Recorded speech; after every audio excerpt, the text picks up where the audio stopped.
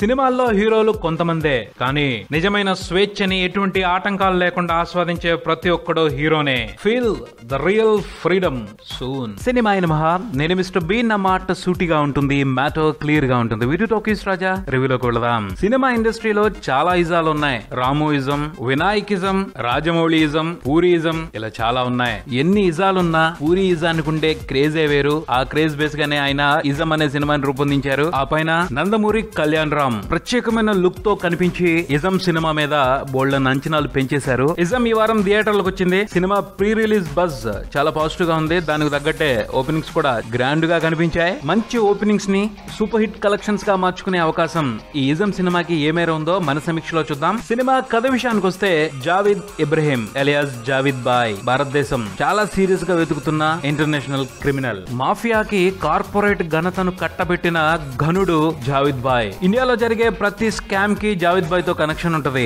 అక్కడ వరకే కాదు, ఇండియా ఎకానమీని షేక్ చేసే ఓ సంగతి కూడా జావేద్ బాయ్ కంట్రోల్ లోనే ఉంటది. అంత గొప్పోడైన జావేద్ బాయ్ కి కూతురు అంటే ప్రాణం. పెళ్లి చేద్దామని ఎలాంటి అబ్బాయి కావాలని అడిగితే జావేద్ బాయ్ కూతురు ప్రపంచం నిన్ను చూసి భయపడిద్ది, నువ్వు ఎవరిని చూసి అయితే భయపడతావో వాడిని నేను పెళ్లి చేసుకుంటా అంటది. ఆ అమ్మాయి ముచ్చట పడ్డట్టే జావేద్ బాయ్ కి ఒకడు తగులుతాడు. వాడి పేరు కళ్యాణ్ రామ్ అలియాస్ సత్య మార్తాండ్. ఆ సత్య ఓ ఇజాన్ని నమ్మాడు.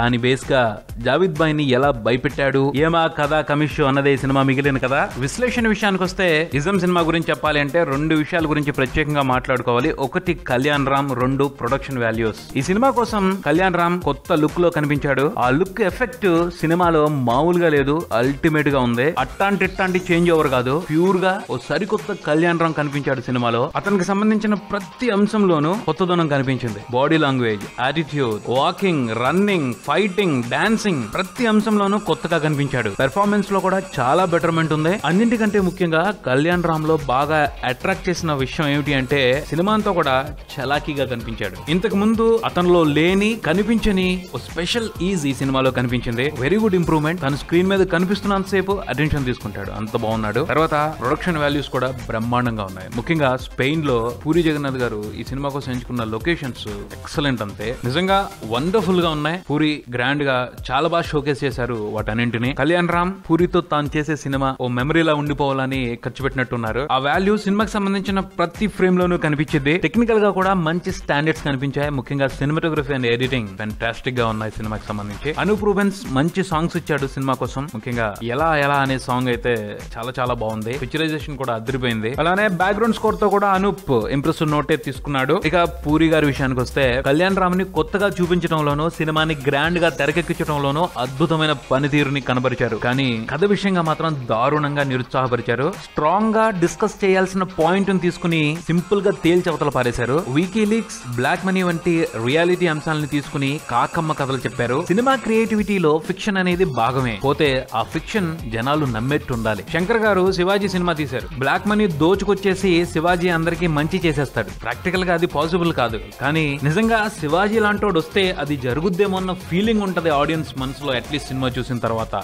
ఇజం సినిమాలో కూడా అటువంటి పాయింటే ఉంది. కానీ అలాంటి హీరో దొరికితే మంచి జరుగుద్ది అన్న ఫీలింగ్ అయితే కలగదు. ఎందుకంటే నమ్మకానికి, నమ్మాలనిపించడానికి చాలా దూరంగా ఉంది పూరి జగన్నాథ్ గారి ప్రెజెంటేషన్. సినిమాలో చాలా పెద్ద పెద్ద సమస్యలకి చిటికల మీద సొల్యూషన్స్ చూపెట్టేశారు. సినిమాలో విలన్స్ ఉన్నారు. జావేద్ బాయ్, మినిస్టర్ కోట్లింగాలు, వీళ్ళంతా పైన పెటారం లోన లొటారం లాంటి బ్యాచ్. ఇలాంటి విలన్లు ఉంటే కళ్యాణ్ రామ్ ఏంటి ప్రతి ఒక్కడో హీరో అయిపోవచ్చు. హీరో వాళ్ళని చిన్నాభిన్నం చేసేస్తా ఉంటాడు. అతనికి ఓ సరైన కౌంటర్ ఇవ్వటం చేత కాదు. ఏం విలన్సో ఏమిటో చచ్చు ఐడియా లేస్తా హీరోకి సరెండర్ అయిపోతారు. నిజంగా ఇండియాలో స్కామ్లు చేసే వాళ్ళందరూ ఇలాంటి దద్దమలే అయితే ఓరకొరకనే దొరికిపోయేవాళ్ళు. జైళ్లలో ఖాళీ లేక కింద మీద పడాల్సి వచ్చేది గవర్నమెంట్. ఈ సినిమాకి సంబంధించి ఓ భయంకరమైన బ్లండర్ ఏంటి అంటే జగపతి బాబు క్యారెక్టర్ జావేద్ బాయ్. అసలు ఆ క్యారెక్టర్ గురించి ఆయన అంత నాన్ సెన్స్ గా ఎలా ఆలోచించారు అని తలుచుకుంటుంటేనే అదో రకంగా ఉంది. 10th క్లాస్ పిల్లోడు ఆలోచించినట్టు ఆలోచించారు. ఒక పెద్ద మనిషి, పరిణితి చెందిన వ్యక్తి ఆలోచించినట్టయితే ఆయన ఆ క్యారెక్టర్ ని డిజైన్ చేయలేదు, పిక్చరైజ్ చేయలేదు. డిఫరెంట్ గా ట్రై చేశారు